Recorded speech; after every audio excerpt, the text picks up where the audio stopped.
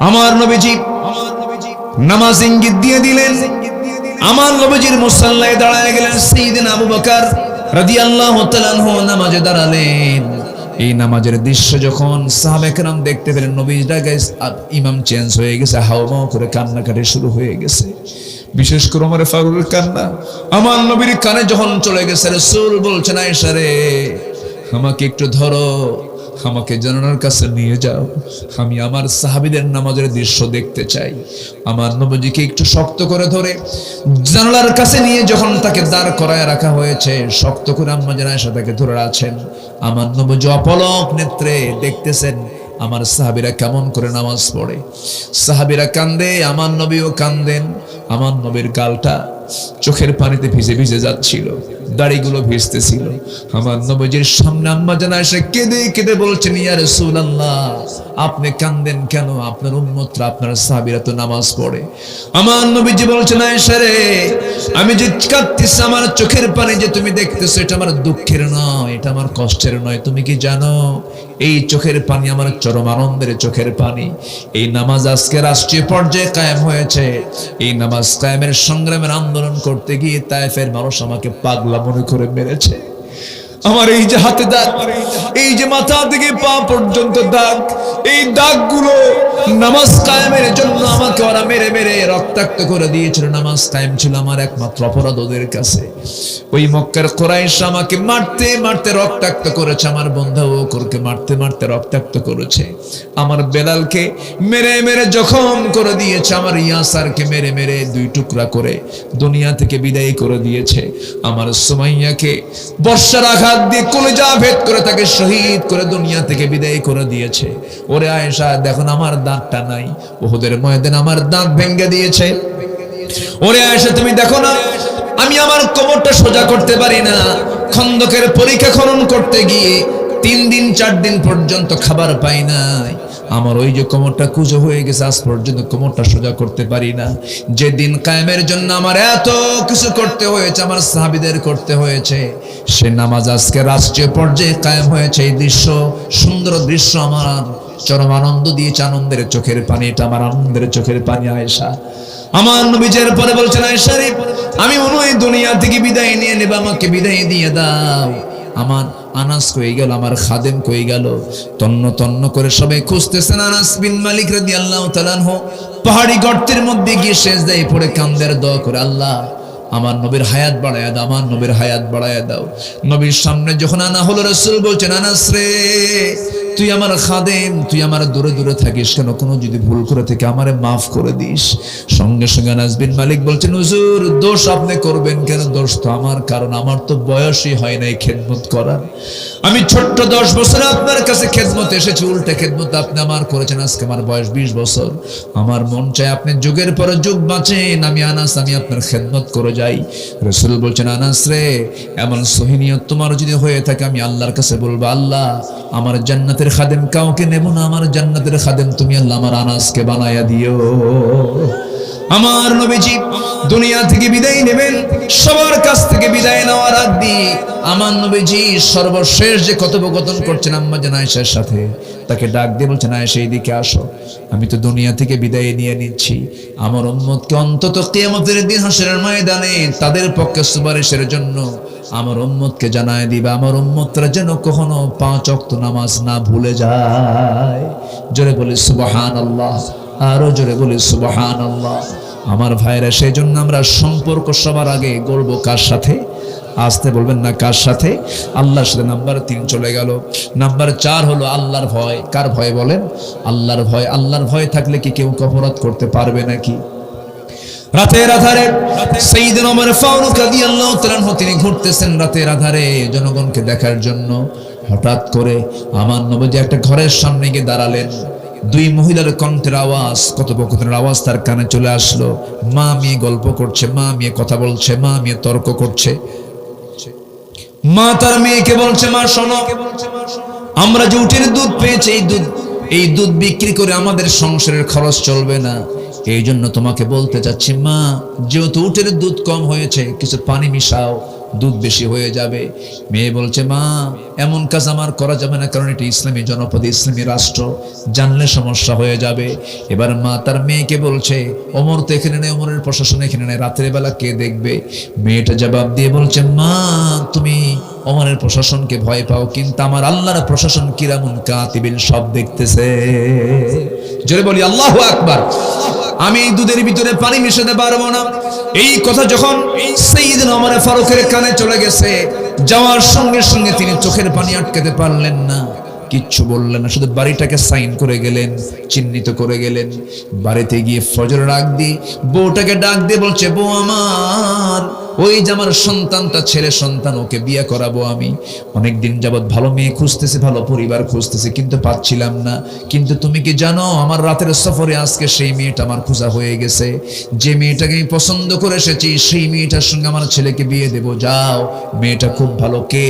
ওই যে অমুক এলাকায় দুধ বেচে খায়, ওই দুধ বেচে খাওয়া মায়ের মেয়েটা আমার খুব পছন্দ হয়ে গেছে, সে আল্লাহকে দারুণ ভয় করে।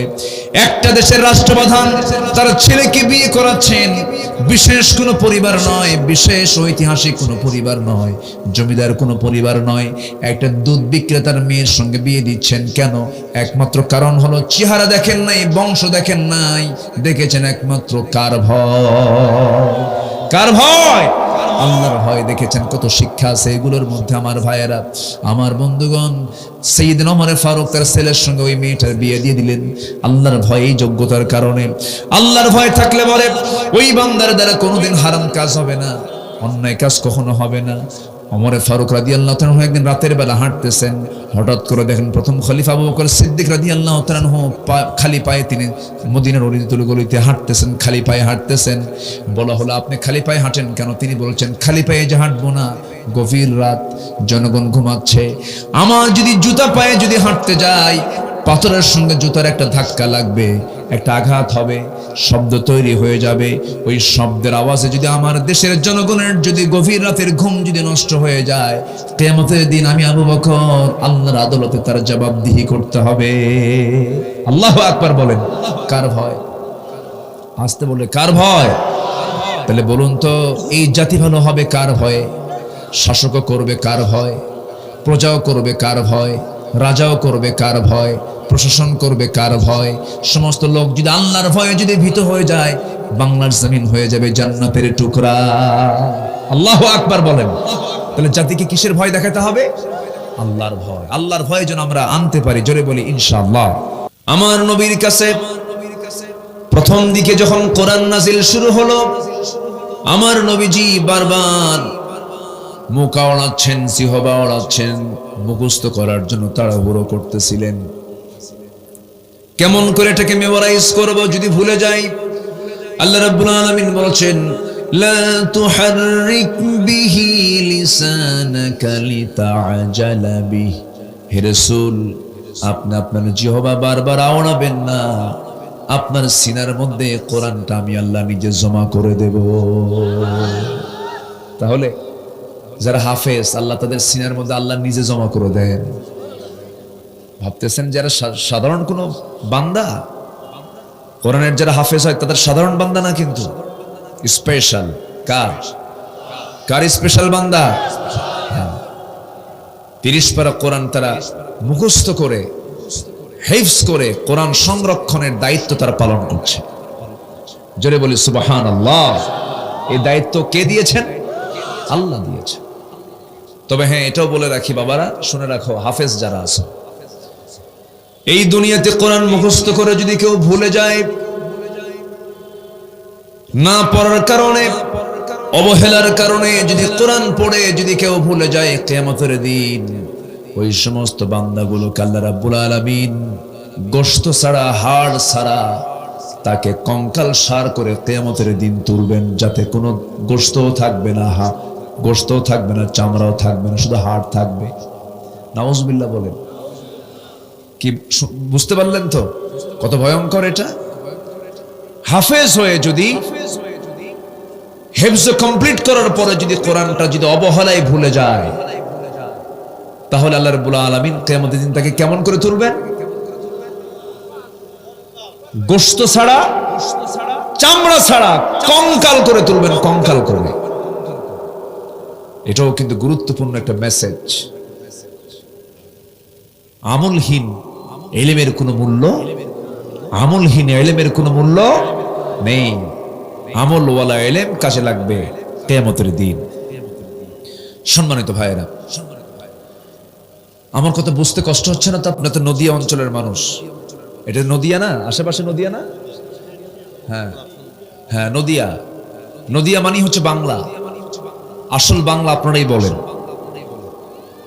আলহামদুলিল্লাহ তো কেউ বললেন না আপনারা। আপনার এই মেহেরপুরের মতো, এই মেহেরপুর, মুজিবনগর, চুয়াডাঙ্গার একটা সাইড, নদী কোন পাশে?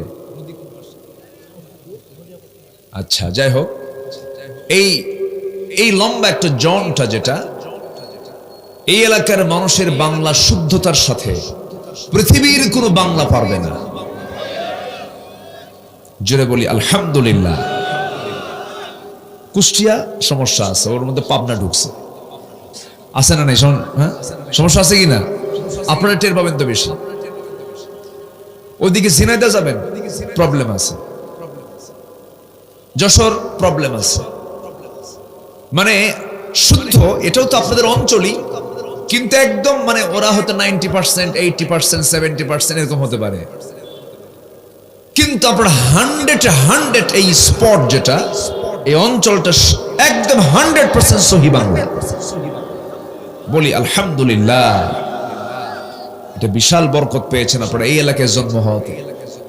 এটা বিশাল প্রাপ্তি। এটা বাংলার উৎপত্তি হয়েছে হলো নদিয়া থেকে। সৈয়দ মুজতাবা আলী তিনি তার সাহিত্যে এটা বর্ণনা করেছেন যে বাংলার উৎপত্তি হয়েছে কোথায়?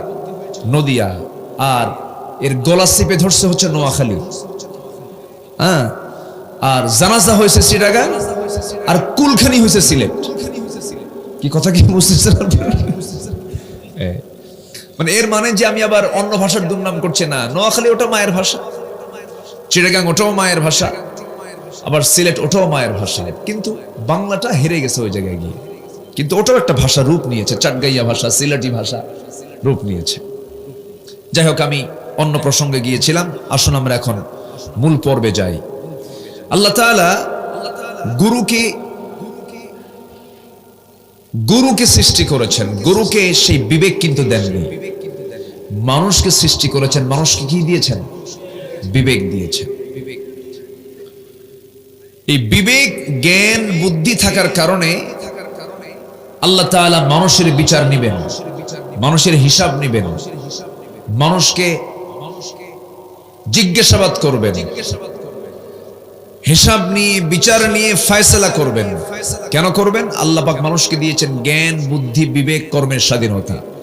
বাকি আর কোন প্রাণীর কোনো বিচার হবে না। মরাও শেষ, সব শেষ। মৃত্যুর মধ্য দিয়ে তাদের সবকিছু শেষ হয়ে যাবে। কিন্তু মানুষের আল্লাহ রাব্বুল আলামিন জ্ঞান দিয়েছেন, বুদ্ধি দিয়েছেন, বিবেক দিয়েছেন, কর্মের স্বাধীনতা দিয়েছেন।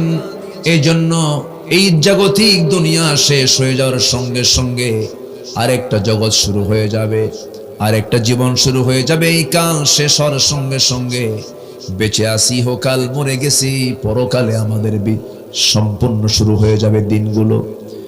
যেদিন মরে যাব সেই দিন থেকে পরকাল শুরু হয়ে যাবে। আলামে বারজাখ, এরপরে আলামুল হাসার, এরপরে আলামুল আখিরাহ, জান্নাত জাহান্নাম ফয়সালা হয়ে যাবে। কেন, কি জন্য? এর কারণ হলো আল্লাহ রাব্বুল আলামিন আমাকে আপনাকে সৃষ্টি করেছেন একটা লক্ষ্য নিয়ে। সেই লক্ষ্য হলো, বান্দা আমি তোমাকে সৃষ্টি করেছি, যারা পারেন ঠোঁট মিলিয়ে বলুন, ওয়ামা খালাকাতুল জিন্না ওয়াল ইনসা ইল্লা লিয়াবুদুন। জোরে বলুন আল্লাহু আকবার। আমি মানুষকে সৃষ্টি করেছি, জিনকে সৃষ্টি করেছি আমার গোলামি করার জন্য, আমার ইবাদত করার জন্য। এই লক্ষ্য পূরণ হলে জান্নাত পেয়ে যাব। এই লক্ষ্য যদি আল্লাহ পূরণ হতে না দেখেন, আমাকে সোজা যেতে হবে জাহান্নামের দিকে। এটাই হলো হিসাব। বিবেকবান হতে হবে। বিবেকহীন কোনো বান্দা জান্নাত পাবে না। আল্লাহ রাব্বুল আলামিন সূরাতুর রাদের মধ্যে সুন্দর করে জানিয়ে দিয়েছেন সূরাতুর রা'দ। আল্লাহ রাব্বুল আলামিন বান্দাকে জানিয়ে দিচ্ছেন, বান্দা তুমি যদি বিবেকবান হতে পারো, বিবেকবান কারা, এই সমস্ত গুণগুলো যদি অর্জন করতে পারো, আমি আল্লাহ রাব্বুল আলামিন তোমাকে সুন্দর জান্নাত দিয়ে দেব। জোরে বলি সুবহানাল্লাহ। আল্লাহ রাব্বুল আলামিন বলেন, أفمن يعلم أنما أنزل إليك من ربك الحق كمن هو أعمى إنما يتذكر أولو الألباب الذين يوفون بعهد الله ولا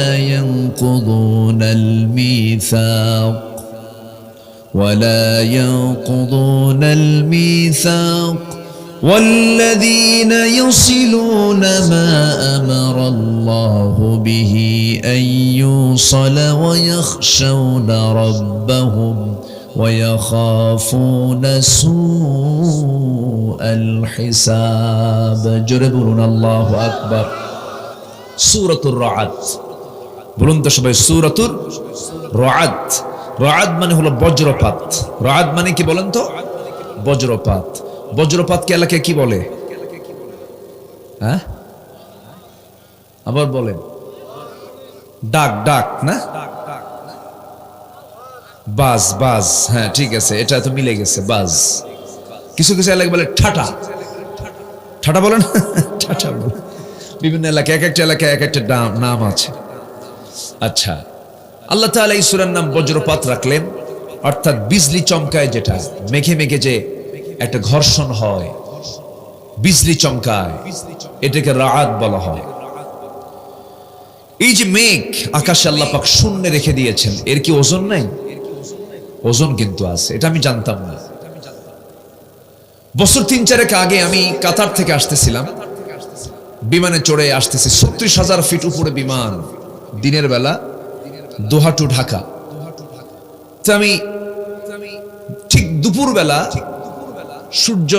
সূর্যের নিচে বিমান, আর বিমানের নিচে হলো এই বিশাল মেঘের স্তর। এই মেঘগুলো আমি দেখলাম আর ভাবলাম, আল্লাহ এত বড় বিশাল এই মেঘ, এই মেঘমালাগুলোকে আল্লাহ তুমি কেমনে ঝুলায় রাখছো, এর কি ওজন আছে নাকি? তো আমি চিন্তা করতে করতেই সার্চ দিয়ে পরে দেখতে পেলাম কিউমুলিনুম্বাস নামে কিছু মেঘমালা আছে, যাদের ওজন লক্ষ লক্ষ টন পর্যন্ত আছে। জোরে বলি সুবহানাল্লাহ। পরক্ষণেই ভাবলাম, ও আল্লাহ, তুমি তোমার কালামের মধ্যেও এই তথ্য দিয়েছো নাকি?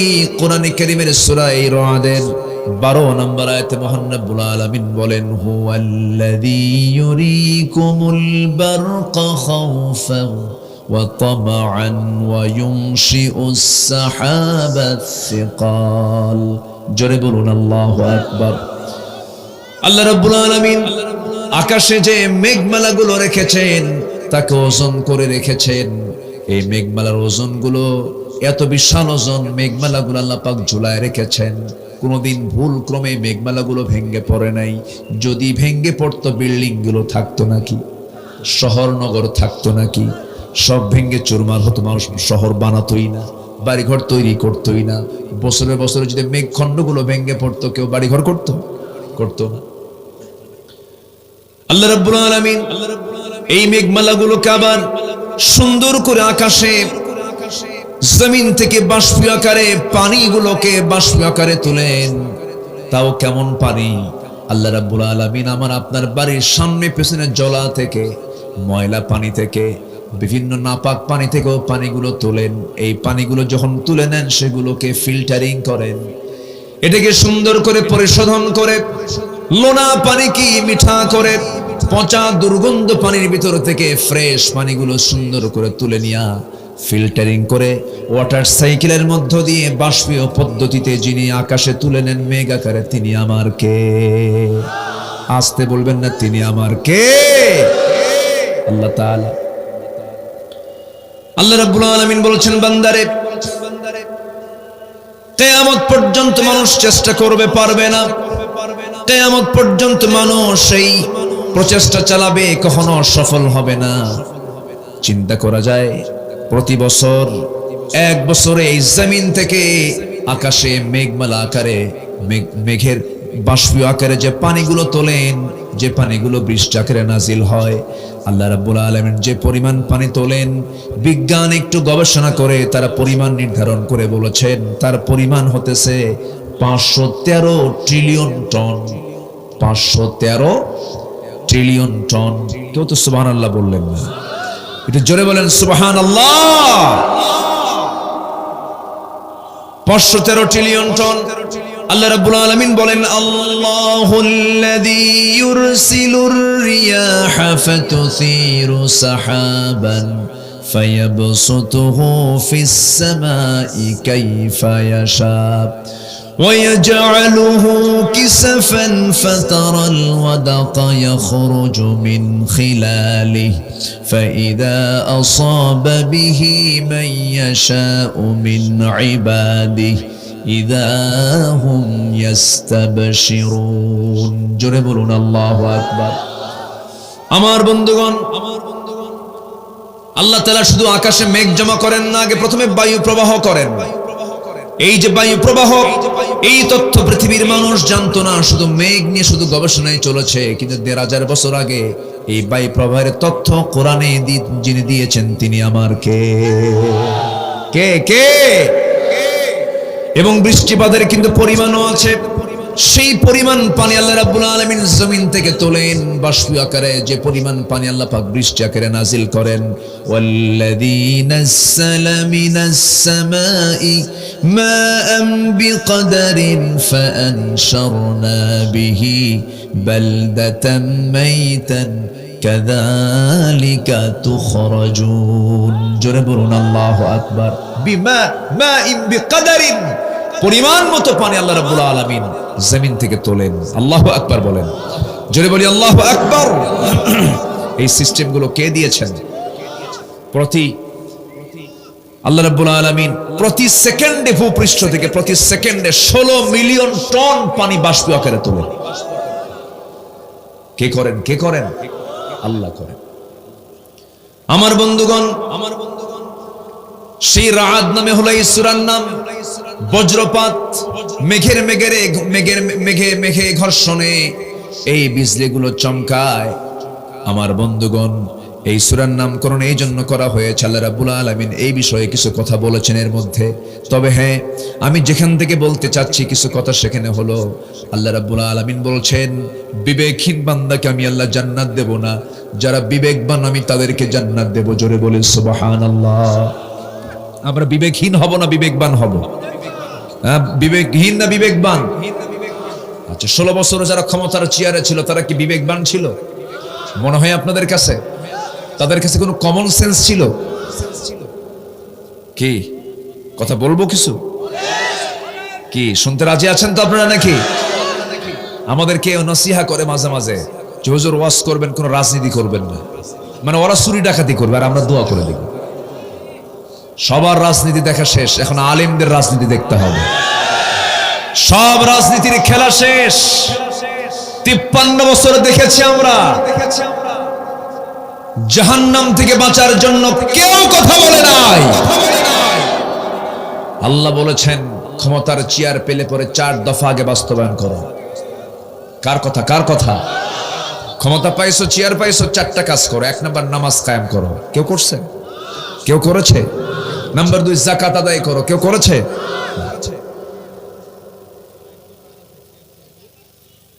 আমার বন্ধুগণ, তাহলে আল্লাহর পরামর্শ, তুমি রাষ্ট্রপতি হয়েছো, তুমি চেয়ার পেয়েছো, তুমি ক্ষমতা পেয়েছো, তোমার 1 নাম্বার দায়িত্ব হলো তুমি নামাজটা কায়েম করে ফেলো।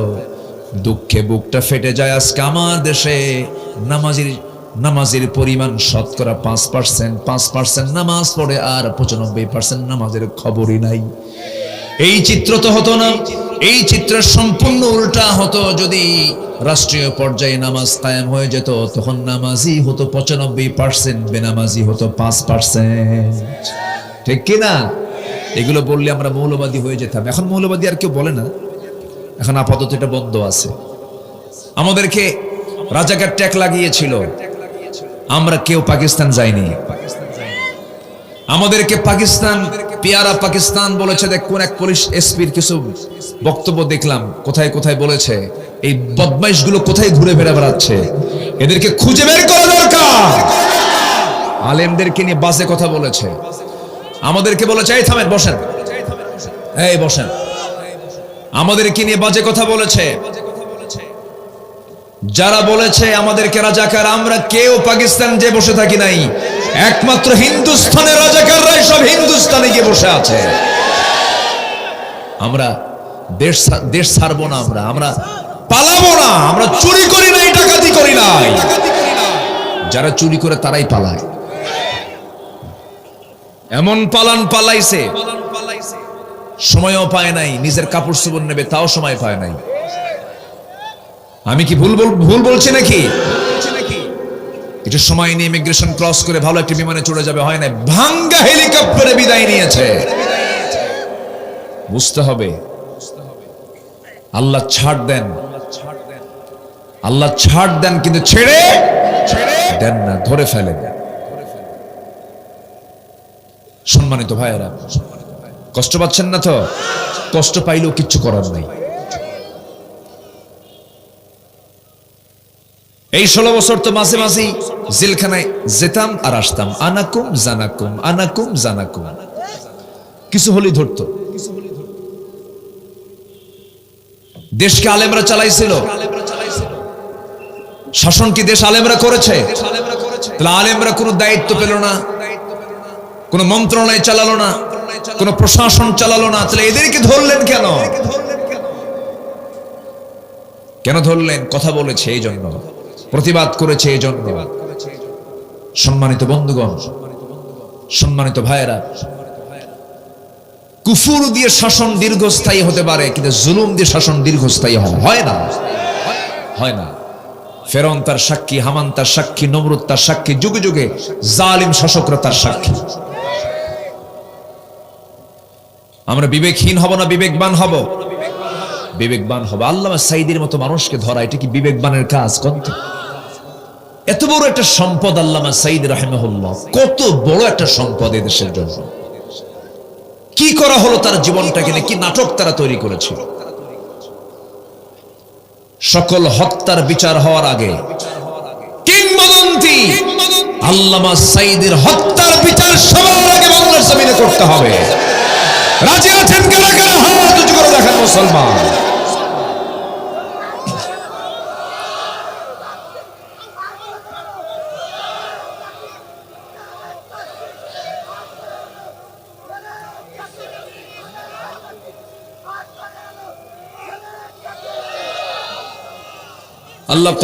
আল্লাহ কবুল করুন, জোরে বলি আমিন।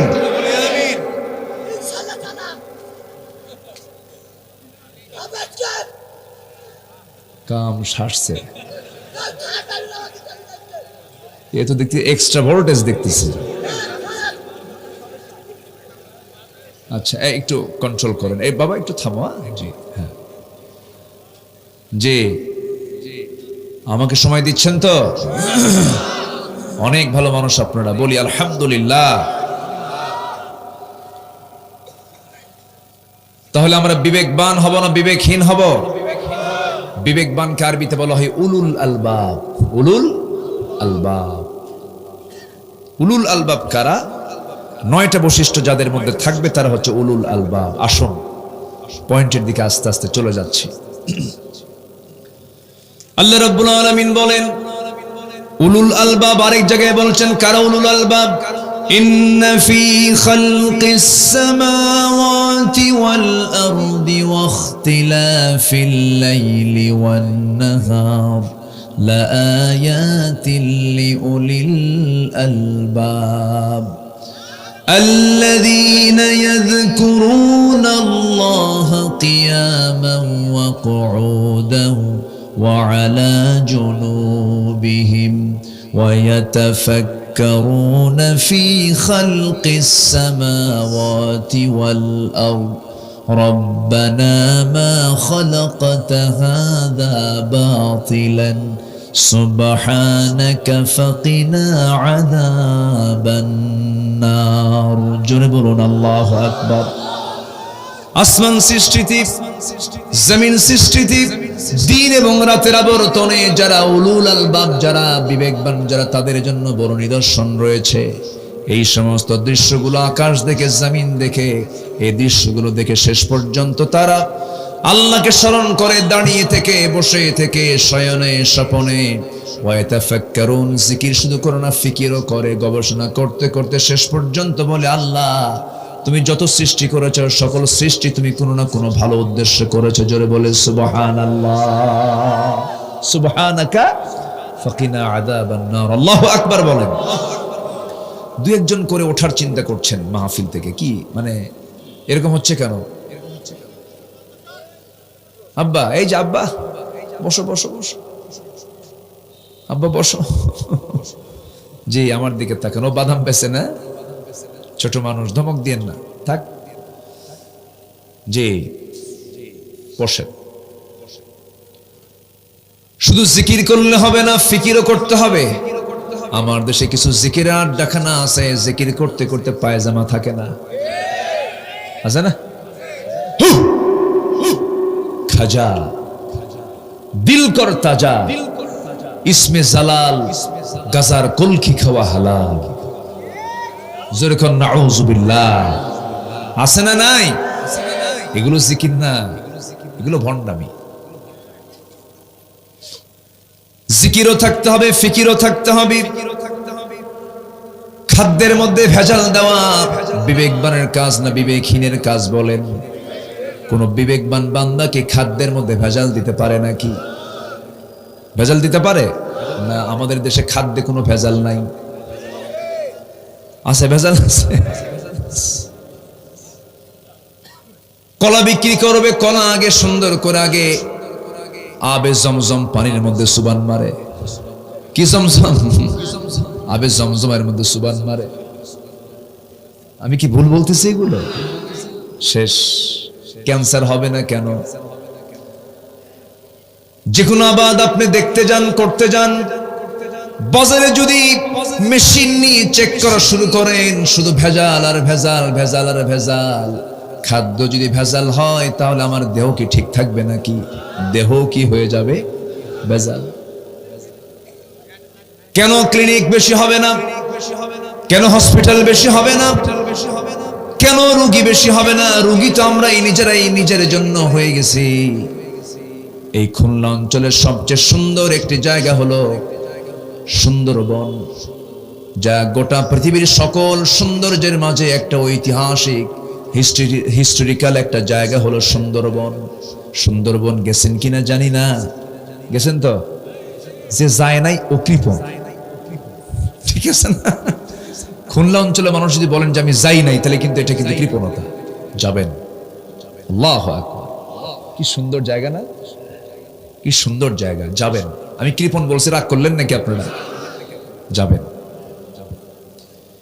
এই সুন্দরবনকে আল্লাহ রাব্বুল আলামিন কি সুন্দর করে সাজিয়ে রেখেছেন। সুন্দরী গাছ, গোলপাতার গাছ। এসি রুমের মধ্যে যে আরাম, তার চেয়ে হাজার গুণ বেশি আরাম হলো গোলপাতার ছাউনির নিচে থাকা।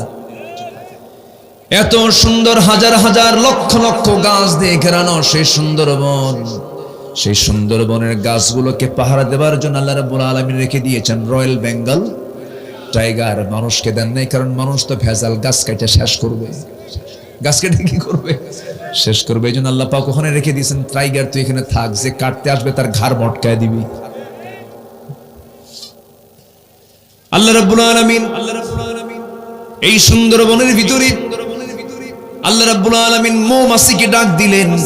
মৌমাছিকে ডাক দিয়ে বললেন, শোনো, দুনিয়ার যত জায়গাগুলো আছে, যে জায়গায় মধু হবে, মৌচাক হবে, কিন্তু এই সুন্দরবনের যে মধুর যে স্বাদ, এই স্বাদ অন্য কোনো মৌচাকে পাওয়া যাবে না। আল্লাহ পাক স্পেশাল করে মৌমাছিকে সুন্দর করে সে জায়গায় সেট দিয়ে দিলেন। এবং এই পৃথিবীতে যত রোগ দিয়েছেন, সব রোগ দিয়েছেন তিনি আমারকে। আর রোগ আছে যার, তার ওষুধ আছে না নাই বলেন? রোগ দিয়েছেন যিনি, ওষুধও রেখেছেন তিনি। আল্লাহ রাব্বুল আলামিন তিনি একটা ফ্যাক্টরি দিয়েছেন, মধুর ফ্যাক্টরি। সেই মধুর ফ্যাক্টরি বাংলাদেশের সবচেয়ে বড় ফ্যাক্টরি কোথায় বলেন? ওই সুন্দরবনে। আল্লাহ রাব্বুল আলামিন মানুষকে দায়িত্ব দেন নাই, কারণ মানুষ ভেজাল। মৌমাছিকে সুন্দর করে জানায় দিলেন, মৌমাছি শোনো। কে বলছেন?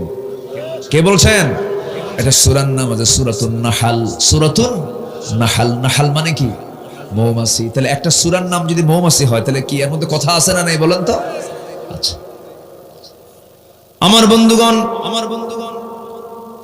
এই মৌমাছিকে আল্লাহ রাব্বুল আলামিন এমন একটা ডিপার্টমেন্ট দিয়ে দিলেন, মৌমাছিকে ওষুধ প্রস্তুতকারক হিসেবে তাকে সিলেকশন দিয়া বললেন, তুমি এই ফ্যাক্টরি তুমি চালাও।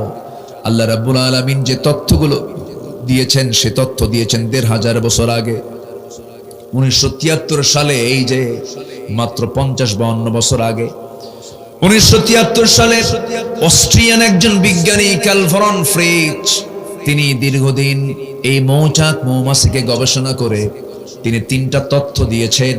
এই ৩টা তথ্যকে আশ্চর্যজনক মনে করে সুইডিশ একাডেমি তাকে নোবেল পুরস্কারে পুরস্কৃত করে। তিনি একটা বইও লিখেছেন, দ্য ড্যান্সিং বিজ, একটা বই তিনি লিখেছেন। সেই বইয়ের মধ্যে তিনি ৩টা তথ্য দিয়েছেন। নাম্বার 1 তথ্য হলো, তিনি বলতেছেন কি, এই মৌমাছি যে সংগ্রহ করে মধুগুলো, এই মৌমাছি কোনো পুরুষ মৌমাছি নয়।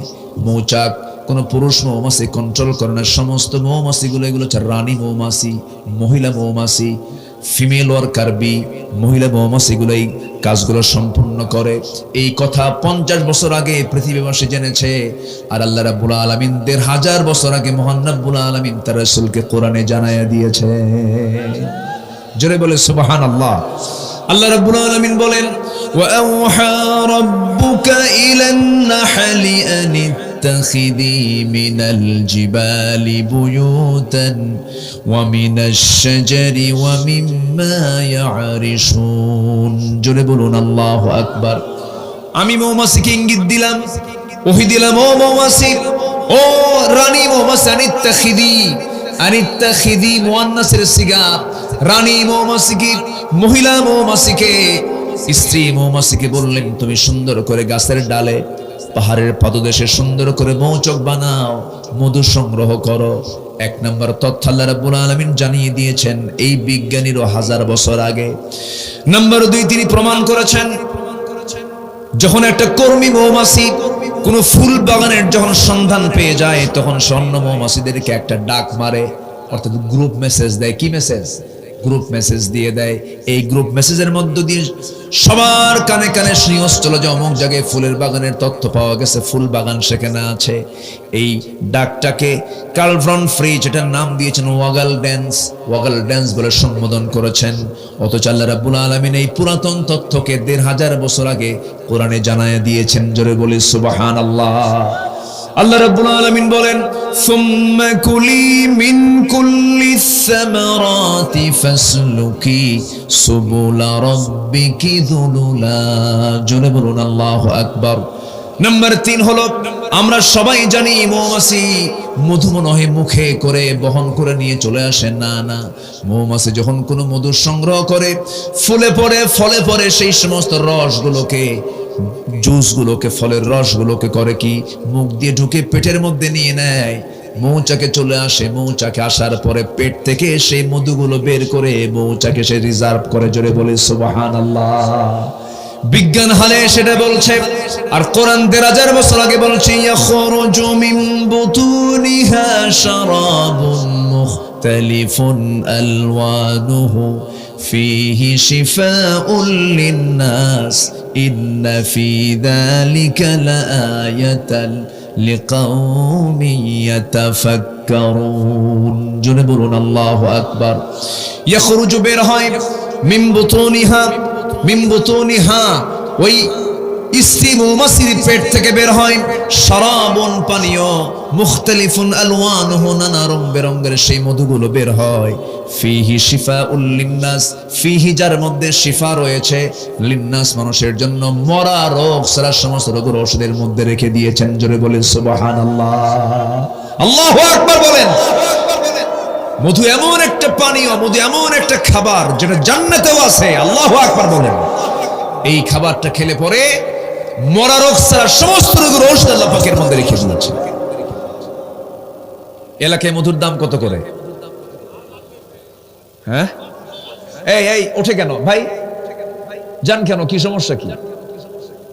এই যে উঠতে চাই ছেলে, বসো, আমি কি দোয়া করে দেব নাকি? তো এরকম করতেছেন কেন? এই যে বসেন, বসেন, যে বসে পড়েন। খুব কষ্ট দিচ্ছি মনে হয় আপনাদেরকে, না? আচ্ছা, তাহলে মধু কত করে এই এলাকায়? 500।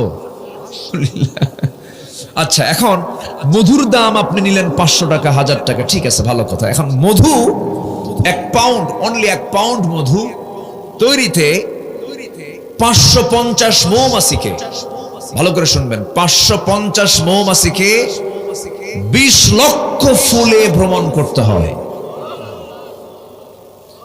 550 মৌমাছিকে 20 লক্ষ ফুলে ভ্রমণ করার পরই হয় 1 পাউন্ড মধু। কল্পনা করা যায়?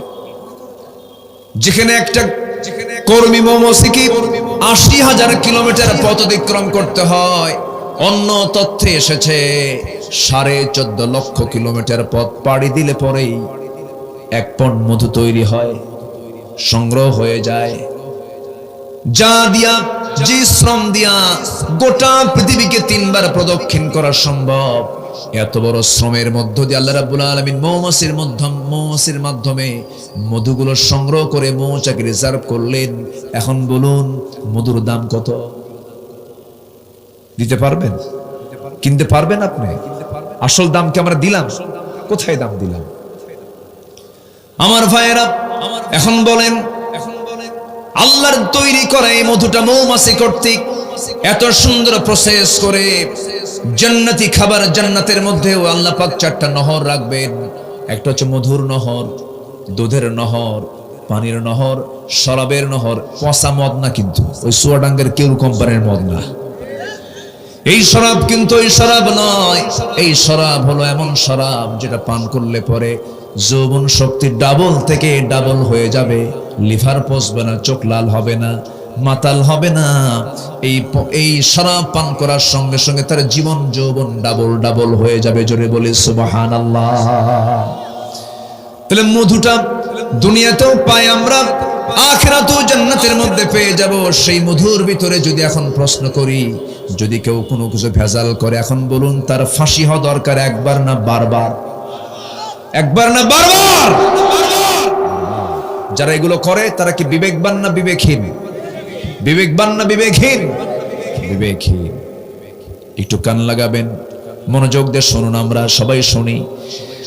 আমরা বিবেকবান হয়ে যাব। বিবেকহীনের জন্য জান্নাত হবে না। বিবেকহীন কোনো বান্দা জান্নাত পাবে না। বিবেকহীন তো তারাই যারা বনের সম্পত্তি মেরে খায়। মায়েরা কি মাহফিল আসছে? আছে, মায়েরা আছে? কেমন কেমন মারা কেমন আছে? পুরুষ বেশি না মহিলা বেশি? হ্যাঁ, লেডিস ফার্স্ট। আলহামদুলিল্লাহ, ভালো। মেয়েরা তো সব জায়গায় ফার্স্ট, মাহফিলও ফার্স্ট, মার্কেটও ফার্স্ট। হ্যাঁ, মার্কেটে চলে যায়, ঢং ঢং করে চলে যায়। স্বামীর সামনে সাজে না, স্বামীর সামনে নতুন কাপড়ও পরে না, একটু আতরও লাগায় না, গায়ে গন্ধ। কিন্তু মার্কেটে যখন যাবে, নতুন শাড়ি লাগাবে, একদম 13 ভাঁজ, 12 হাত শাড়ির 13টা ভাঁজ দিয়া, মাথার চুলটা খুলে, খোপাটা খুলে, কপালে টিপ লাগায়া, চোখে কাজল লাগায়া, 2 গালে আটা ময়দা লাগায়া, আছে না নাই? হাই হিল পরে, সাইড একখান ভ্যানিটি ব্যাগ নিয়া, বাচ্চার বয়স 1.5 বছর, স্বামীকে ডাক দিয়ে বলে, বাচ্চাটা তুমি নাও, মার্কেটে নেওয়া যাবে না, খুব চাপ, খুব সমস্যা, তুমি বাচ্চা নাও, তুমি কোলে নাও, তুমি দুধ খাওয়াও। স্বামীকে দায়িত্ব দিয়া চলে গেল মার্কেটে। বললো, সিল্ক নতুন শাড়ি আসছে, কালেকশন, এটা তুমি বুঝবে না, তুমি দাম বেশি দিয়ে নিয়ে আসবা, আমি একটু যাই একটা হাসি মারবো, দাম কমে যাবে। দোকানদারের সামনে গিয়ে আস্তে করে বসে, দোকানদারকে লক্ষ্য করে এত সুন্দর করে বলে, ভাইয়া একটা শাড়ি দেখানো যাবে কি? এত সুন্দর ভাষা, তার মাখরার সিফাত, বুঝলেন? দোকানদার তো সুন্দর ভাষা শুনে চিত হয়ে পড়ে। এখন বলে, একটা শাড়ি দেখানো যাবে কি? শাড়ি একখান বের করে দোকানদার নিজেই নিজের গায়ে লটকা দিয়ে বলে, আপা এই শাড়ি কিন্তু আপনাকে দারুণ মানাবে। ওটা আরেক বদমাইশ। আছে না নাই? বেহায়াপনা, নোংরামি, এগুলো করা যাবে না।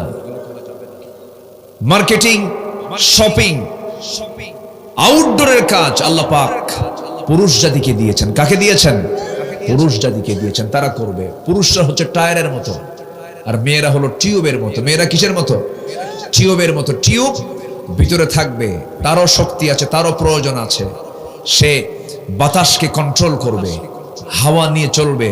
আর বাইরে এই মানে যত শব্দ আছে, যত ঝামেলা আছে, ইট পাথর সুরকি, রাস্তার সমস্ত দুর্গম পথ মারিয়ে টায়ার চলবে বাহিরে বাহিরে। কারণ টায়ারের গাটাও শক্ত, এই সহনীয়। পুরুষের গাটাও শক্ত, মেয়েদের গাটা নরম, তাদের চামড়াগুলো নরম, তারা সফট, তারা ভিতরে থাকবে। আল্লাহ পাক এই জন্য নারীদেরকে ভিতরে থাকতে বলেছেন টিউবের মতো। তাদেরও দাম আছে, আর টায়ার হলো বাইরে থাকবে। এখন 6 মাস টিউব ভিতরে থাকার পর বললো, আমার গরম ধরছে, তুই এখন আমার বাইরে দে। বলেন তো গাড়ি কি ঢাকা যাবে? গাড়ি কি ঢাকা যাবে?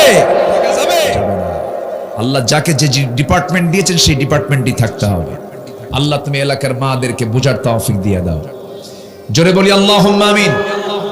বলুন তো পর্দাশীলা মেয়ের চেহারা সুন্দর থাকে না পর্দাহীনা মেয়ের চেহারা সুন্দর থাকে? পর্দাশীলা। জরিপ করে দেখা গেছে গোটা ওয়ার্ল্ডে, গোটা পৃথিবীর সবচেয়ে সুন্দরী নারী হচ্ছে যারা পর্দাশীলা নারী। কেন জানেন? মেয়েদের চামড়া যদি বাইরে বেশি বের হয়, সূর্যের ক্ষতিকর রশ্মি তাদের গায়ে পড়ে, চেহারার সৌন্দর্য নষ্ট হয়ে যায়। আল্লাহ পাক পুরুষের চামড়াকে বাইরের জন্য এটাকে ব্যালেন্স করেছেন, মেয়েদের চামড়াকে বাইরের জন্য আল্লাহ পাক ব্যালেন্স করেননি। তাদের দায়িত্ব হচ্ছে বিশাল ডিপার্টমেন্ট। 6টা বাচ্চা যদি একটা মা জন্ম দেয়, ও বাইরে যাবে কখন? বাইরে যাবে কখন বলেন তো? কি চাচা ঠিক আছে না? বাচ্চা লালন পালন করে কি সহজ কাম? একটা বাচ্চা ধরেন আপনি 2 দিন, মানে একটা বাচ্চার মা 2 দিন নাই। শুধু আপনাকে যদি বলা হয় তুমি 2 দিন বাচ্চাটাকে দেখো, বাচ্চার বয়স হলো 6 মাস, পারবেন? এক বেলা কোলে নিয়েই তো বলবেন কয় আছাড় মারবেন, তার হুঁশ থাকবে না, পারবেন না। এইগুলো কাজ মেয়েরা বাদ দিয়ে কত কাজ পড়ে আছে বাড়িতে।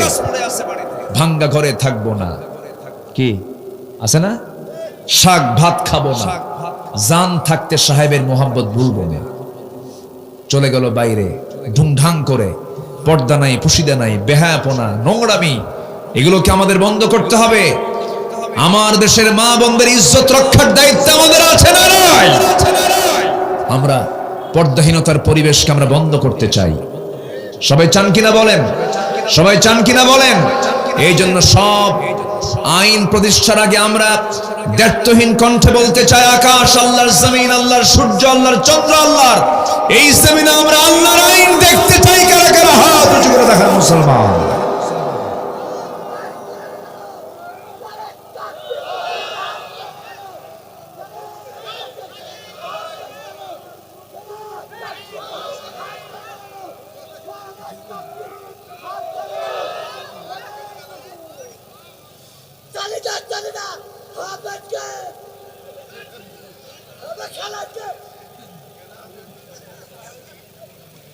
এ তো দেখতেছে ভালো স্পিকার, আমারে বলে চালায় যান, চালায় যান।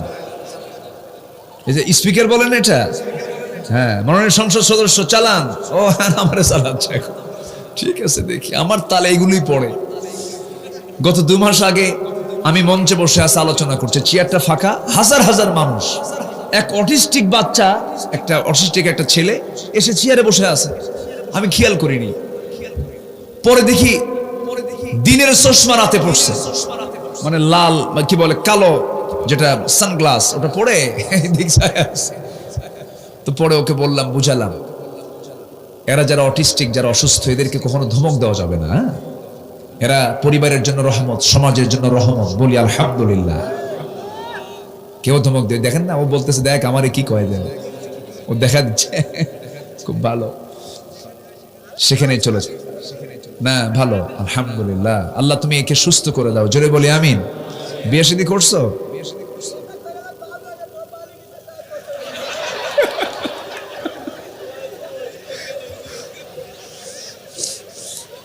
ঠিক আছে। আজকে আজকে এই ছেলেটা কি হলো জানেন, খাবারের মধ্যে যেমন লবণ দরকার, ওয়াজের মধ্যে কিছু এরকম টেস্টি সল্ট দরকার আছে না নাই? ও হয়ে গেছে আজকের মাহফিলের টেস্টি সল্ট। ও দেখেন ও জোরে কয় ঠিক, সব বোঝে তো, এলেম কালাম সবই আছে। হ্যাঁ থামো, হ্যাঁ একটু আমি কথা বলি, হ্যাঁ কথা বলি। তাহলে আমরা বিবেকবান হব, জোরে বলি ইনশাআল্লাহ। বনের সম্পত্তি যারা মেরে খায় তারা কি বিবেকবান? বিবেকবান। বাপ মারা গেছে, ছেলে আছে, মেয়ে আছে, এক যুগ চলে যায়, ভাইরা বোনকে সম্পত্তি বুঝায় দেয় না। এক যুগ চলে যাওয়ার পর বোনগুলো এসেছে ভাইয়ের কাছে, ভাই বাপ তো মারা গেল, বহুদিন ধানগুলো আবাদ করে খেলে, পুকুর মাছগুলো খেলে, অনেক দিন চলে গেল, এখন আমরা বোন তোমার কাছে আসছি, কিছু সম্পত্তি আমরা পাই, এগুলো বুঝায় দাও। কিছু ভাইয়ের মন খারাপ হয়ে যায়, মন টন খারাপ কইরা কথা বলা বন্ধ করে দেয়, আত্মীয়তার সম্পর্ক পর্যন্ত বন্ধ করে। তুমি আমার কেমন বোন, সম্পত্তি তুমি অধিক সম্পত্তি আমার বাড়ি থেকে বের করে নিয়ে যেতে চাও? কথা বলে না, সম্পর্ক নষ্ট করে ফেলে। এমনকি এমনও কিছু টেকনিক করা কিছু ভাই আছে, বোনদেরকে আবার মাঝে মাঝে দাওয়াত দেয়, মিষ্টি খাওয়ায়, পিঠা খাওয়ায়, মাঝে মাঝে দাওয়াত দিয়া ওই কুমিল্লার রসমালাই, টাঙ্গাইলের চমচম, বগুড়ার দই, নাটোরের কাঁচাগোল্লা, যশোরের খই, এগুলো সব এক জায়গায় জড়ো করে সুন্দর করে বোনকে খাওয়া দিয়া, পাম্পট্টি দিয়া শেষে একটা ওয়াজ মেরে দেয়। বোনকে হাতে নিয়ে বলে, বোন রাগ করো না, একটা কথা বলি কি, অংশ নিলে কিন্তু ধ্বংস হয়। দেখেন শয়তান কাকে বলে, আছে না নাই বলেন তো, আছে না নাই? এগুলো বিবেকবানের কাজ নয়। বিবেকহীন যারা ভাই, বিবেকহীন যারা, এই সমস্ত ব্যক্তিরা এই সমস্ত আচরণগুলো করতে পারে। আল্লাহ রাব্বুল আলামিন বলছেন, বিবেকহীন শুধু ঈমান যার না থাকে সেই বিবেকহীন হতে পারে। আমরা বিবেকবান হব। বিবেকবানদের 9টা চরিত্র, 9টা বৈশিষ্ট্য আল্লাহ রাব্বুল আলামিন বলছেন, সুন্দর করে বলছেন, আল্লাযীনা ইউফুনা বিআহদিল্লাহি ওয়া লা ইয়ানকুদুনাল মিসাক। নাম্বার 1 হলো আল্লাহর সঙ্গে যারা কৃত ওয়াদা যারা পূরণ করবে। আমরা ওয়াদা করেছি আল্লাহর সাথে, এই দুনিয়াতে আসার পরে না আসার আগে। বলেন বলেন বলেন, আসার পরে না আসার আগে, এই দুনিয়াতে আসার আগে আমরা রুহের জগতে ছিলাম। রুহের জগতে যদি আমাদের মনে নাই, যেমন মার পেটে ছিলাম 10 মাস মনে নাই, দুধ পান করেছে 2 বছর মনে নাই, ঠিক তেমনি রুহের জগতে আমাকে প্রশ্ন করা হয়েছিল, আলাস্তু বিরাব্বিকুম, আমি কি তোমার রব নই? সেই দিন আমরা অকপটে বলেছি, কোরআন সাক্ষী দিচ্ছে, ক্বালু বালা, হ্যাঁ তুমি আমার রব। এই রুবুবিয়্যাতের স্বীকৃতি আমরা সেই রুহের জগতে দিয়ে আসার পর, এই রব মানে হচ্ছে আইনদাতা, এই রব মানে হচ্ছে বিধানদাতা। এই রব তাকি বলা হয়, রব তাকি বলে এক লাইনে যদি বলি, যিনি সর্বপ্রকার অক্ষমতা, অযোগ্যতা, অপূর্ণতা, ব্যর্থতা থেকে সম্পূর্ণ মুক্ত, যিনি তিনি হচ্ছেন আমার রব। এই রব মানে হচ্ছে আইনদাতা। কিন্তু আমার দেশ, আমার রবের আইন চলে না, বান্দার আইন চলে। বলেন কার আইন চলে? আল্লাহর না বান্দার? আল্লাহর না বান্দার? কোন আইন বেশি ভালো? কোন আইন বেশি ভালো? আমার আল্লাহর আইন চলে না, বান্দার আইন এই জমিনে চলে। আমার বন্ধুগণ, বান্দার আইন বান্দা যদি মেনে চলে, এটা বড় কুফরি হয়ে যায়। এই কথাই যখন আমরা বলতে যাই, তখন আমাদেরকে বলা হয় আমরা রাজনীতি করি, আমরা মৌলবাদী, আমরা রক্ষণশীল। 1000বার গালি দিবেন, আমরা এই কথা থেকে এক চুল পরিমাণ নড়ব না। সৃষ্টি যার, হুকুম চলতে হবে তার, ঠিক কিনা? এই দেখায় আমরা দেখবো এখন সামনে, এটা আমাদের মূল কাজ। রাগ করতেছেন নাকি আপনারা? এই কাজ হচ্ছে আমাদের মূল কাজ। এই কাজ করতে গিয়ে রাসূল মার খেয়েছেন, এই কাজ করতে গিয়ে রাসূল দেশ ছেড়েছেন, এই কাজ করতে গিয়ে রাসূল উহুদের ময়দানে দান্দে মোবারক শহীদ করেছেন। এই দিন কায়েমের জন্য, আইন প্রতিষ্ঠার জন্য খন্দকের পরিখা খনন করতে গিয়ে রাসূলের কোমর চলে গেছে, মাথা থেকে পা পর্যন্ত রক্তে সয়লাব হয়ে গেছে। সেই আল্লাহর দিন বাংলার জমিনে কায়েমের জন্য যদি বুকের তাজা রক্ত ঢেলে দিতে হয়, সবাইকে রাজি আছেন? রাজি আছেন? কারা কারা হাত উঁচু করে দেখান মুসলমান।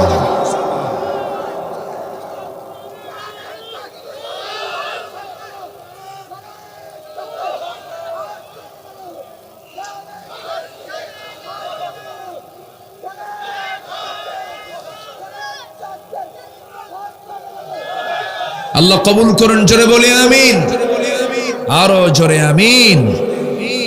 নাম্বার 1 হচ্ছে আমরা ওয়াদা আল্লাহর সঙ্গে যা করে এসেছি সেই ওয়াদা আমরা ভঙ্গ করব না আদায় করব? ভঙ্গ করব না আদায় করব? আমার রবকে, আমার আইনদাতাকে, আমার বিধানদাতাকে, এই কথার উপর আমরা অটল থাকব। আল্লাহ বলবেন তাহলেই তুমি উলুল আলবাব, বিবেকবান। 1 2 নাম্বার 2 হলো অঙ্গীকার যারা ভঙ্গ করবে না, ওয়াদা যারা ভঙ্গ করবে না, তারা হচ্ছে আমার বিবেকবান বান্দা। আমি তাদেরকে যত্ন করে জান্নাত দিয়ে দেব। আমার বন্ধুগণ, ওয়াদাটা খুব গুরুত্বপূর্ণ বিষয়। কোন ওয়াদা ইমানদার কখনো খেলাফ করতে পারে না, ভঙ্গ করতে পারে না। ওয়াদা ভঙ্গ করা হলো মুনাফিকদের কাজ, ওয়াদা ভঙ্গ করা হলো ফাসিকদের কাজ। এই কাজ একজন ইমানদার করতে পারে না। কিন্তু আজকের সমাজে ওয়াদা রক্ষা বেশি না ওয়াদা ভঙ্গ বেশি? ওয়াদা ভঙ্গ বেশি, ওয়াদাটা ঠিক রাখে না। ধরেন আপনি একজনকে উপকার করার জন্য, সে বিপদে পড়েছে, অপারেশন লাগবে, এসে আপনার কাছে টাকা চাইলো, আপনি তাকে টাকা দিয়ে দিলেন, বলল ভাই অমুক দিন তোমাকে টাকাটা দিয়ে দেব। আজকের সমাজে কর্জে হাসানা দেওয়ার কি কোনো পরিবেশ আছে নাকি? পরিবেশ নেই। কর্জে হাসানাটা এমন সওয়াবের কাজ, দান করলে যে সওয়াব পাবেন, করজ দিলে তার চাইতে আপনি ডবল সওয়াব পাবেন। অথচ সেই কর্জে হাসানা বিরক্তির পথে, কর্জে হাসানার নাই। বিশেষ করে আত্মীয় স্বজনকে আপনি টাকা দিলে পরে টাকা ফেরত পাবেন না, এটাই হচ্ছে বড় বাস্তবতা।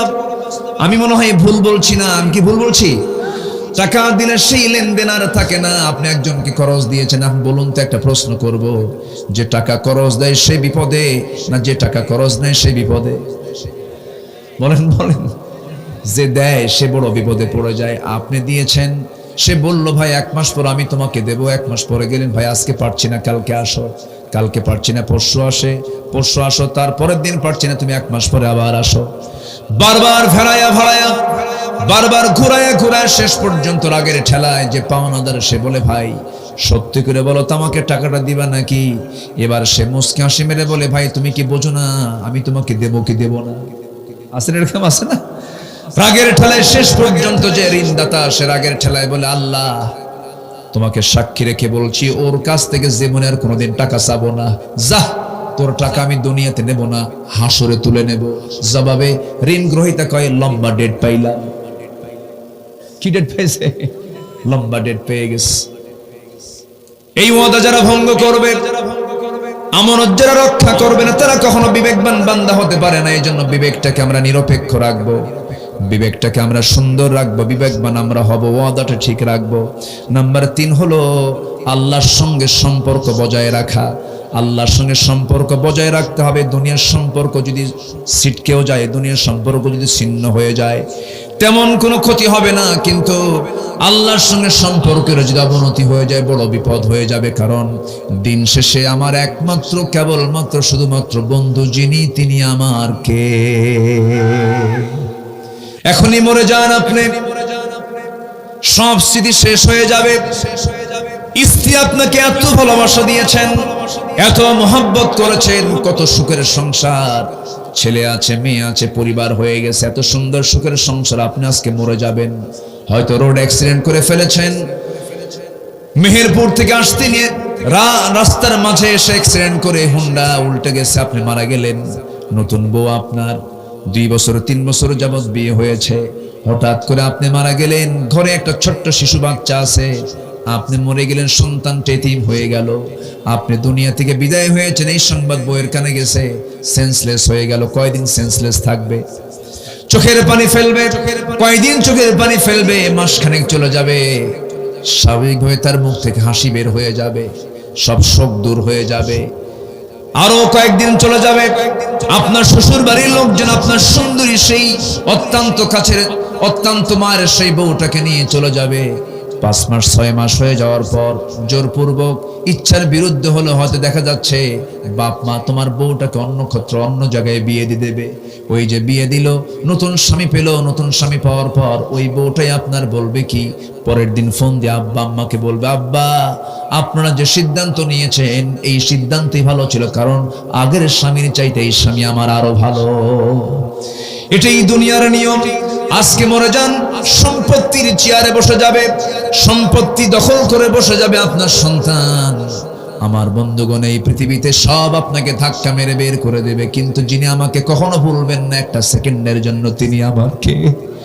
আসতে বলবেন না, তিনি আমার কে? আল্লাহ বলছেন, বান্দারে তুই আমার দিকে হেঁটে হেঁটে আসবি, আমি তোর দিকে দৌড়ায় দৌড়ায় যাব। তুই আমার দিকে 1 পা আগাবি, আমি তোর দিকে 10 পা আগাবো। বান্দা তুই আমার জন্য চোখের পানি ফেলবি 1 ফোঁটা, আমি তোর জন্য 7টা জাহান্নাম নিভাইয়া দেব। আল্লাহ আমাকে জান্নাত দিতে চান, জান্নাত দেওয়ার জন্য বাহানা খুঁজবেন আল্লাহ রাব্বুল আলামিন। আমার বন্ধুগণ, আল্লাহর সঙ্গে সম্পর্ক রাখার জন্য 1 নাম্বার কাজ হলো আল্লাহ রাব্বুল আলামিন সেই বান্দাকে আরশ আজিমের ছায়া জায়গা দিবেন, যে বান্দাটা আযান শোনার সঙ্গে সঙ্গে সে চলে যায় কোথায়? মসজিদে চলে যায়, নামাজে দাঁড়ায়া যায়। আমার বন্ধুগণ, প্রত্যেক রাতে শয়তান ফজরের একটু আগ দিয়ে চলে আসে, সে প্রত্যেক বান্দার শিওরে বসে মাথার চুলে হাত দিয়া চুলগুলো সুন্দর করে মেসেজ করে বলে, আলাইকা লাইলুন তাবিল, আলাইকা লাইলুন তাবিল, তোমার রাত বড় লম্বা, তুমি ঘুমাও, তুমি ঘুমাও। এইরকম করে বলতে থাকি, শেষ পর্যন্ত সে চেষ্টা করে 3টা গিট মেরে দিয়ে যায়, 3টা গিট্টু দিয়ে যায়, 3টা গিট মেরে যায়, বাঁধন দিয়ে যায়। আমার রাসূল বলেন, এই 3টা বাঁধন 3টা গিট যদি কেউ ছুটাতে চাও, 3টা কাজ করবে, তোমরা রাসূল শিখায়া দিলেন। 1 নম্বর গিট যদি ছুটাতে চাও, আস্তে করে আরামের বিছানা থেকে আস্তে করে উঠে বসো, আর দোয়া পড়ো, আলহামদুলিল্লাহিল্লাযী আহইয়ানা বা'দা মা আমাতানা ওয়া ইলাইহিন নুশুর। এই দোয়া পড়ো, এরপর ওযু বানাবে। এই দোয়া পড়ার সঙ্গে সঙ্গে 1টা গিট ছুটে যাবে, ওযু বানাবে, 2টা গিট ছুটে যাবে। আস্তে আস্তে পায়ে পায়ে হেঁটে হেঁটে মসজিদের দিকে চলে গিয়ে নামাজ যখন শুরু করে দেবে, শয়তানের 3 নম্বর গিটটাও ছুটে যাবে। ওই 3টা গিট যদি সকালবেলা কোনো বান্দা প্রতিদিন ছুটাতে পারে, 24 ঘন্টা শয়তান ওই বান্দার কাছে আসার সাহস হারায়া ফেলে। আমার বন্ধুগণ, সবাই কি ফজর নামাজ পড়তে রাজি আছেন নাকি? ফজর পড়বেন কারা কারা? একটু হাত তুলে দেখান তো দেখি। জোরে বলি ইয়া আল্লাহ, আর জোরে বলি ইয়া আল্লাহ। আমাদেরকে ফজর, জোহর, আসর, মাগরিব, ইশা 5 ওয়াক্ত সালাত আদায় করার তৌফিক তুমি আল্লাহ দিয়ে দাও। জোরে বলি আমিন, আরো জোরে আমিন, আরো জোরে আমিন। আমার নবীজির শেষ কথা ছিল নামাজ। নবীজি দুনিয়া থেকে যখন বিদায় নিয়েছেন, শেষ কথা কি বলে গেছেন? তার উম্মতকে কি মেসেজ দিয়েছেন বলেন? নামাজটা ঠিক রাখো। নামাজ ঠিক থাকলে সব ঠিক থেকে যাবে। শুধু নিজে নামাজ পড়লে হবে না, পরিবারকেও নামাজের জন্য তাকিদ দিতে হবে। যে নেতা নামাজের কথা বলে না, সেই নেতৃত্ব মানা যাবে না। যে দল নামাজের কথা বলে না, সেই নেতৃত্ব মানা যাবে না, কারণ ওই দল করলে আমাকে জাহান্নাম যেতে হবে। যে দল আমাকে নামাজের জন্য ডাকে, সেই দল হচ্ছে আমার দল। যে দল আমাকে ইসলামের দিকে ডাকে, সেই দল হচ্ছে আমার দল।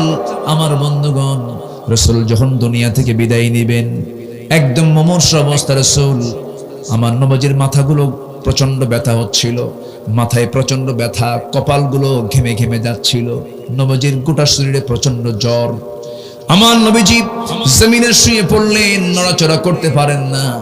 বেলাল আজান দিয়েছেন। আম্মা জান আয়েশা বলেন, আজান দেওয়ার সঙ্গে সঙ্গে রাসূল অসুস্থ শরীর নিয়ে দাঁড়াতে চাইলেন, মাথা চক্কর মেরে পড়ে যেতে নিলেন। আম্মা জান আয়েশা তাকে আস্তে করে ধরে আবার শোয়া দিয়ে বলছেন, ইয়া রাসূলুল্লাহ, আপনি তো জামাতে নামাজ পড়াতে পারবেন না, আপনার সে শক্তি নাই।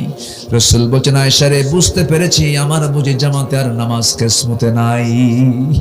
মনে হয় জামাতে নামাজ পড়তে পারবো না। আমার বেলাল তো আজান দিয়ে দিল, আমার মুসাল্লায় কে নামাজ পড়াবে, কে নামাজে দাঁড়াবে? আমার রাসূল কিছুক্ষণ চুপ মেরে বলছেন, আয়েশা, বন্ধু আবু বকর যেন আমার মুসাল্লায় দাঁড়ায় আমার নামাজের দায়িত্ব পালন করে নেয়।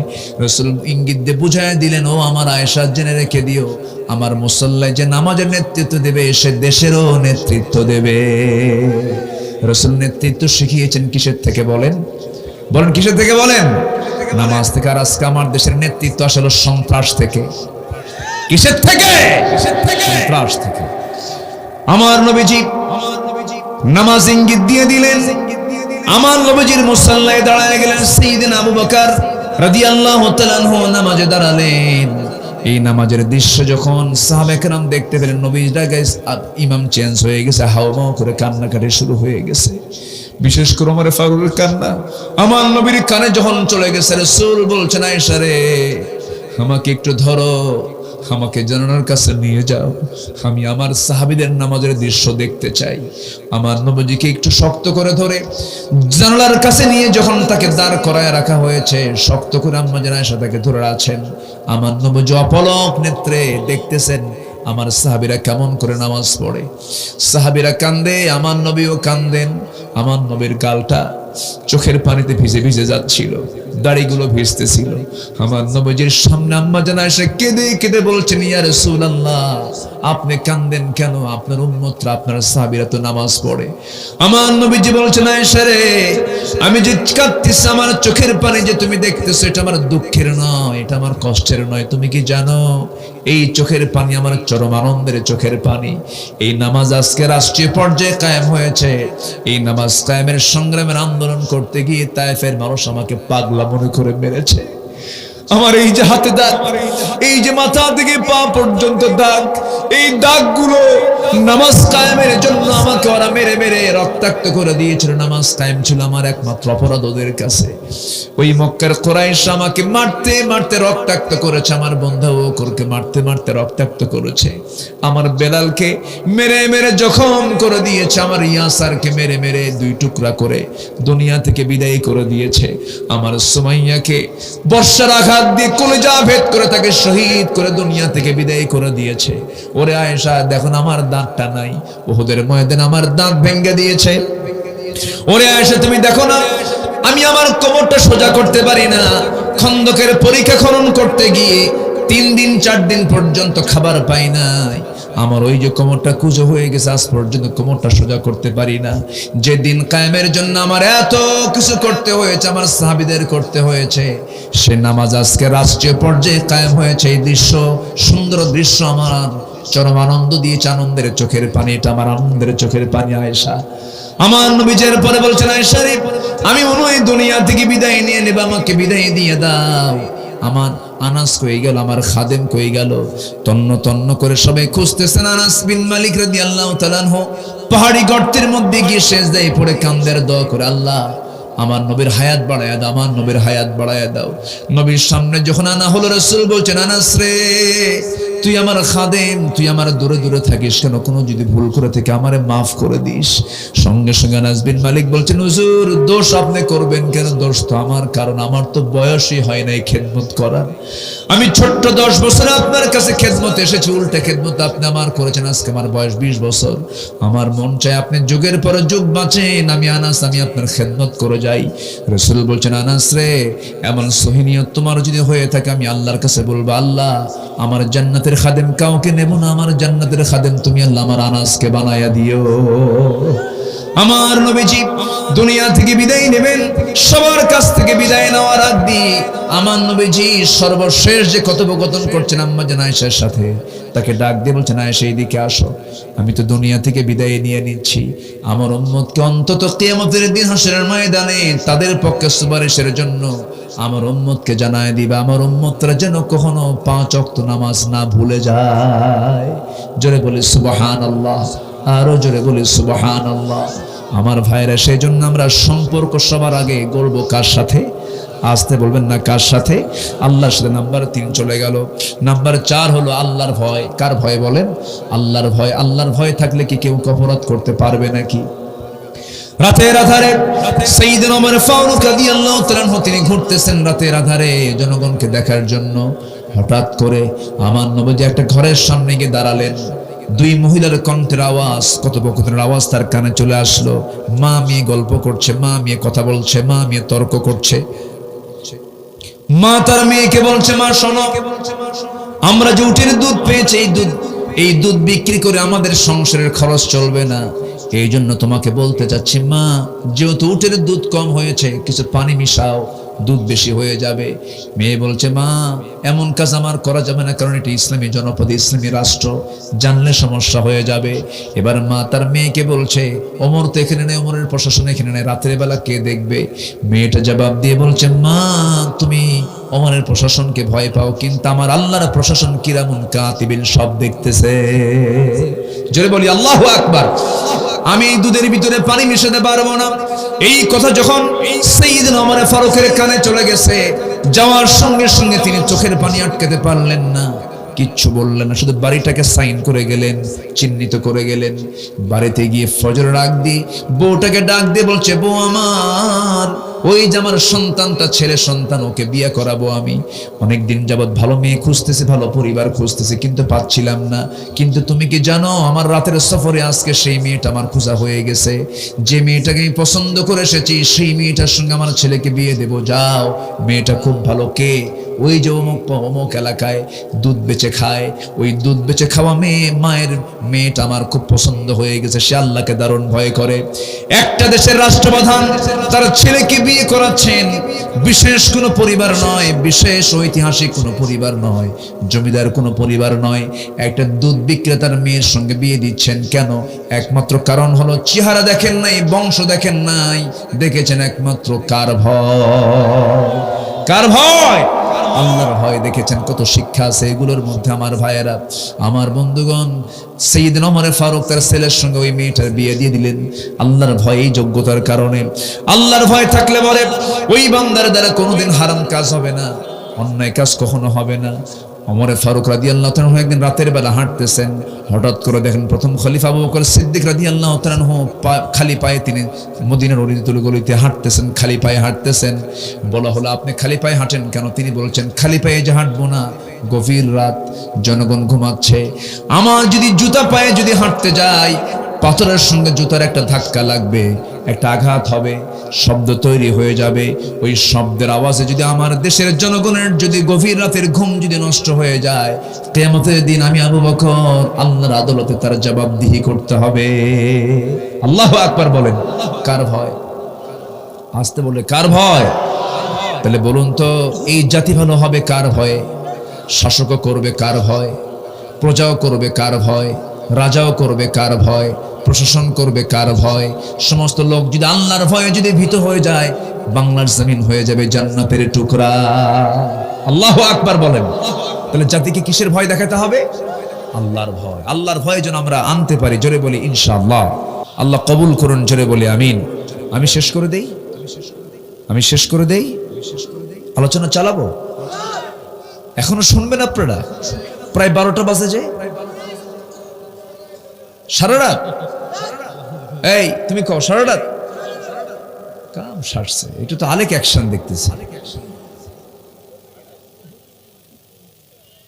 জি, অনেক ভালো আপনারা, বলি আলহামদুলিল্লাহ। জি, নাম্বার 5 হলো বিচার দিবসের ভয়। বিচার দিবস আছে না? কার সামনে দাঁড়াবো একদিন আমরা? কার সামনে? সম্মান নিয়ে দাঁড়াবো? কি সম্মান নিয়ে দাঁড়াবো না লজ্জা নিয়ে দাঁড়াবো? সম্মান, লজ্জা যেন না পেতে হবে, সম্মান নিয়ে দাঁড়াতে হবে। আল্লাহ তোমার সামনে দাঁড়াইছে, বেইজ্জত করো না।